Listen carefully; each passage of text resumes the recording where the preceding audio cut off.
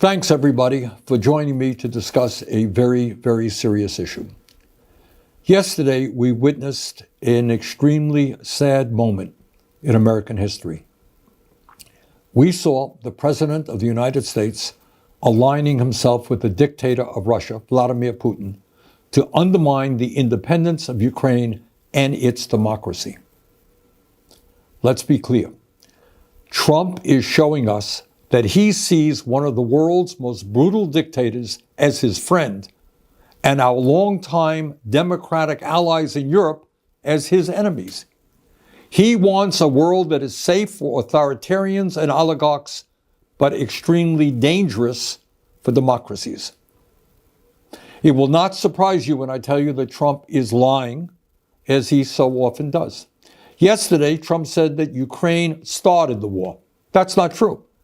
Russia invaded Ukraine twice, first in 2014 and then again in 2022. Right now, Russia occupies about 20% of Ukraine.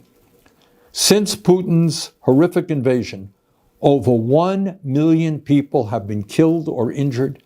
Every single day, Russia continues to rain down hundreds of missiles and drones on Ukrainian cities.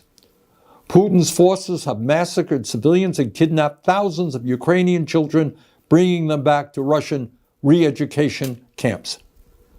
These atrocities led the International Criminal Court to issue an arrest warrant for Putin in 2023 as a war criminal. Further, Trump called Ukrainian President Zelensky a dictator. That's not true either. Zelensky won 75% of the vote in free elections. In fact, his approval rating is higher than Trump's. In the midst of a brutal war, Ukraine's parliament continues to function and free and unfettered political debate takes place. Trump claimed that our European allies have done little to support Ukraine in its fight against Putin's invasion. He said the United States has contributed 3 times more than Europe. But that's another lie. In fact, Europe has provided more aid to Ukraine than the United States. But it's not just that Trump is lying again. That's not new. It's what this all reveals about where he wants to take our country and, in fact, the entire world. Trump is cozying up to Vladimir Putin. So who is Putin? And what kind of world does he want to build? Putin is a dictator who crushed Russia's movement toward democracy after the end of the Cold War. Russia holds sham elections every 6 years where Putin wins 90% of the vote and authorities don't even try to hide their ballot stuffing. There is no freedom of speech or free media in Putin's Russia. Protests are violently suppressed. Tens of thousands of people are in prison for protesting Russia's invasion of Ukraine. Political dissidents are harassed or thrown into jail. The bravest, people like Alexei Navalny, are killed outright.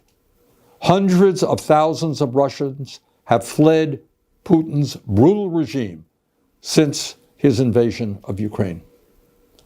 But Putin has maintained control in his country by offering Russia's oligarchs a simple deal. If you give me absolute power, I'll let you steal as much as you want from the Russian people. And that's why in a country where many are struggling economically, Russian oligarchs have stashed trillions of dollars in offshore tax accounts. That is the Russian leader that Trump admires. That is the Russian oligarchy that he supports. But that is not the perspective of the American people. We know, and we are proud of, the fact that the United States of America is the longest standing democracy in the world. We know that many hundreds of thousands of brave Americans over the years have fought and died to defend democracy. We also know that our allies in the world are those countries that believe in democracy, not authoritarianism. In this critical moment in our history, I hope that every American, regardless of political perspective, will stand tall and say yes to democracy, no to oligarchy, and no to authoritarianism. Thank you very much.